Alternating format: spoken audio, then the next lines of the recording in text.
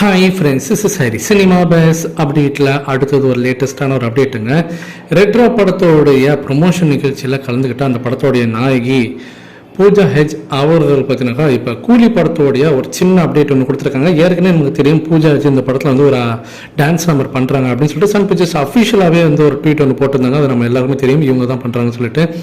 இருந்தாலுமே இந்த பாடல் எப்படி இருக்க போகுது, இந்த படத்தில் எந்த இடத்துல அது வந்து பிளேஸ் ஆக போகுது, இவர் கூட யாரெல்லாம் நடனம் ஆட போகிறா அப்படின்னு சொல்லிட்டு நிறைய கேள்விகள் நமக்குள்ளே இருந்துக்கிட்டு தான் இருந்தது.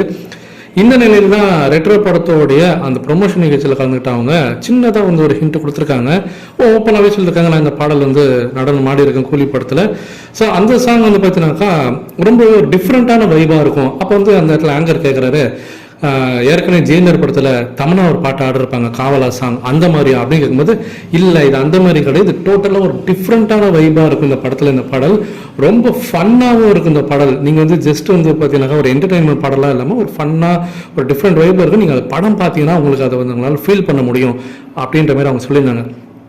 அடுத்தது குறிப்பாக என்ன சொல்லணும்னாக்கா, இந்த படத்தில் நான் நடிக்கலை, ஸோ இந்த படத்தில் வந்து நீங்கள் கெஸ்ட் ரோல் மாரி எதாவது பண்ணுறீங்களா, ஒரு சீன் 2 சீன் எதாவது வருவீங்களா, இப்போ ஜெயிலர் படத்தில் தமிழா வந்து ஒரு சீன் 2 சீன் வந்துட்டு போவாங்க, அந்த மாரி நீங்கள் எதாவது வருவீங்களா அப்படின்னு கேட்கும்போது அதெல்லாம் எதுவுமே கிடையாது. பியூர்லி பார்த்தீங்கன்னாக்கா அந்த ஒரு சாங்காக மட்டும்தான் அவங்க வந்து இந்த படத்தில் வந்து கூப்பிட்டுருந்தாங்க.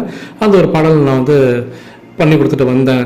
ஸோ இந்த பாடல் பார்த்தீங்கன்னாக்கா ஒரு ஸ்பெஷல் அப்பியரன்ஸாக வந்து பார்த்தீங்கன்னாக்கா எனக்கு ரொம்பவே திருப்தி கொடுத்துருந்தது. ஏன்னா அந்த படத்தோடைய கதை எனக்கு வந்து சொன்னாங்க. அந்த கதையோட கேட்கும்போது இந்த பாடல் வந்து எந்த அளவுக்கு ஒரு வைபாக இருக்க போகுது, அந்த படத்தில் எந்த அளவுக்கு ஒரு முக்கியத்துவமாக இருக்க போகுது, எந்த இடத்துல அந்த பாடல் வந்து பிளேஸ்மெண்ட் ஆகுதுன்றதை பற்றி எனக்கு சொல்லும் போது எனக்கு அதோடைய அந்த ஆழம் புரிஞ்சுது. அந்த கதையோட ஆழம் எந்த அளவுக்கு இருக்குது, அதுக்கு இந்த பாடல் எந்த அளவுக்கு தேவைன்றதை நான் புரிஞ்சுக்கிட்டேன். ஸோ அதனால் இந்த படத்தில் நடிக்க நான் ஒத்துக்கிட்டேன் அப்படின்ற மாதிரி இவங்க சொன்ன அந்த பேட்டி பயங்கரமாக இப்போ காட்டு போல வைரலாக போயின்னு இருக்குது. இதை பற்றி உங்களோட கருத்துக்கள் என்ன அப்படின்றத கீழே சொல்லுங்கள் ஃப்ரெண்ட்ஸ்.